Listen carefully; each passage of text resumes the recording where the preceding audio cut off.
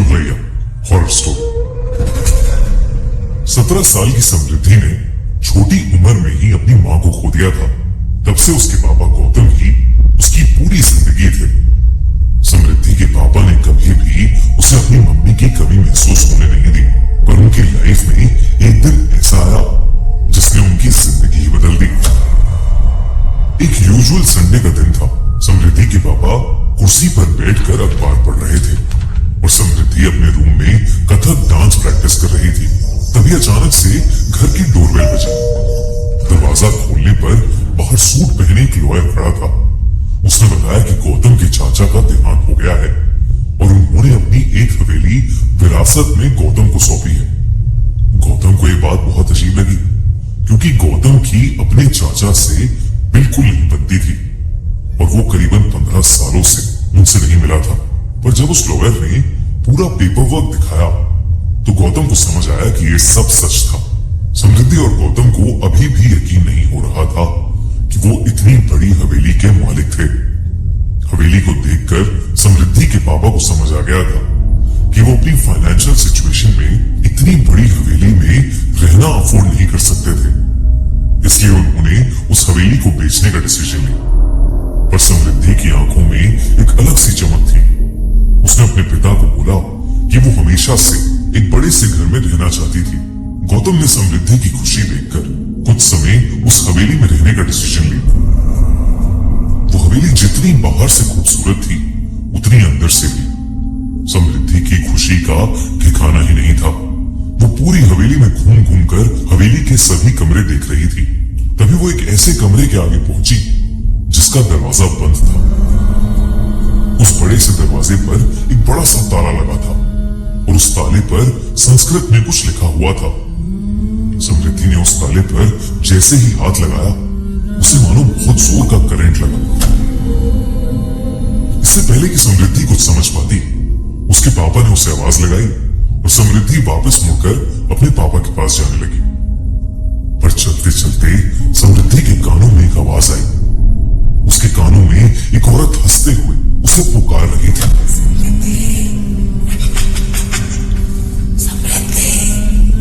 समृद्धि अचानक से वो आवाज सुनकर पीछे मुड़ी, लेकिन तभी वो आवाज आनी बंद हो गई। समृद्धि ने इसे अपना वहम समझा और वो अपने पापा के पास चली गई। उस रात गौतम और समृद्धि अपने अपने कमरे में सो रहे थे, पर तभी गौतम की नींद एक आवाज से खुली। गौतम को पास के कमरे से घुंघरू की आवाज आई। गौतम ने सोचा कि शायद समृद्धि अपने रूम में डांस प्रैक्टिस कर रही होगी, इसलिए वो फिर से आंखें बंद करके सोने की कोशिश करने लगा।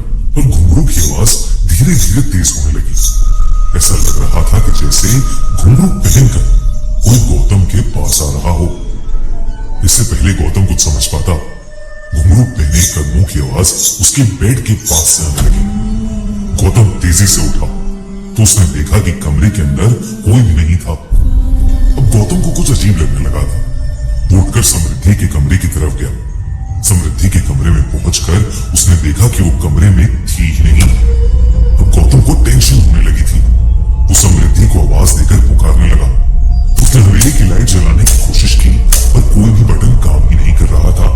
गौतम ने कमरे के बाहर पड़े एक लैंप को उठाया और उसे जलाकर हवेली में समृद्धि को ढूंढने लगा। घूमते घूमते गौतम को फिर से घुंघरू पहने किसी के चलने की आवाज आई। गौतम उसी आवाज का पीछा करने लगा। गौतम जितना उस आवाज के करीब जाता, वो आवाज उससे उतनी ही दूर जा रही थी। लेकिन उस आवाज का पीछा करते हुए गौतम ने खुद को एक कमरे के बाहर खड़ा पाया। उस कमरे का दरवाजा खुला हुआ था और उस कमरे के बीचों बीच में गौतम को कुछ ऐसा दिखा जिससे उसकी रूह कांप गई। उस कमरे के अंदर एक लड़की साड़ी पहने घुंघरू डालकर डांस कर रही थी। इससे पहले वो कुछ समझ पाता, गौतम को उस लड़की का चेहरा दिखा और उसका दिल दहल उठा। वो लड़की कोई और नहीं बल्कि समृद्धि ही थी। पर समृद्धि बिल्कुल भी नॉर्मल नहीं लग रही थी। उसने बहुत सारा मेकअप किया हुआ था और वो मेकअप उसके पूरे चेहरे पर फैला हुआ था। उसके बाल बिखरे हुए थे और वो बंगाली भाषा में कुछ गाना गा रही थी। गौतम ये सब देखकर बहुत डर गया और वो दौड़कर समृद्धि के पास गया। उसने जैसे ही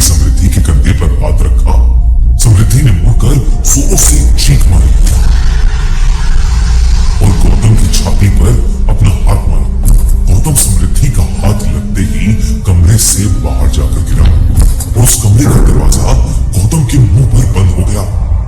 ये वही कमरा था जिस पर समृद्धि को सुबह ताला दिखा था। गौतम उठकर जोर जोर से उस दरवाजे को पीटने लगा। वो कुछ भी करके समृद्धि को वहां से बाहर निकालना चाहता था। गौतम पागलों की तरह उस दरवाजे को ठोकने लगा। तभी उसे अपने पीछे से एक आवाज आई जिससे वो रुक गया। पापा, आप ये क्या कर रहे हो? गौतम ने जैसे ही पीछे मुड़कर देखा, उसके पीछे नाइट सूट पहने समृद्धि खड़ी थी। समृद्धि ने कहा कि वो अपने कमरे में सो रही थी और उसे जोर जोर से दरवाजा पीटने की आवाज आई, जिसे सुनकर वो वहां आ गई। गौतम को अब भी कुछ समझ नहीं आ रहा था। अगर समृद्धि अपने कमरे में ही थी तो उसे दिखाई क्यों नहीं दी, और उस कमरे के अंदर मौजूद वो लड़की कौन थी? इन सवालों से गौतम का सर फटने लगा था, पर वो समृद्धि को डराना नहीं चाहता था। इसलिए उसने समृद्धि को अपने कमरे में वापस जाकर सोने को कहा। गौतम पूरी रात नहीं सोया। सुबह होते ही वो हवेली के पास एक मंदिर में चला गया। गौतम भगवान में बहुत मानता था और उसने मंदिर में जाकर अपने साथ हुआ पूरा किस्सा भगवान की मूर्ति के सामने बोल दिया। गौतम नहीं जानता था कि मंदिर का पुजारी भी उसकी बातें सुन रहा है। जैसे ही गौतम मंदिर से जाने लगा, मंदिर के पुजारी ने उसे रोककर पूछा कि आखिर वो रहता कहाँ है। और जब गौतम ने उसे बताया कि 2 दिन पहले ही वो पास वाली हवेली में रहने आया था, तो उस पुजारी का चेहरा सफेद पड़ गया। उसने गौतम को उस हवेली से तुरंत निकल जाने को कहा। जब गौतम ने पुजारी से बात की तो उस पुजारी ने बताया कि कई सालों पहले उस हवेली में एक राजा रहता था और मंजुलिका नाम की एक लड़की हवेली में नाच गाकर सबका मन बहलाती थी।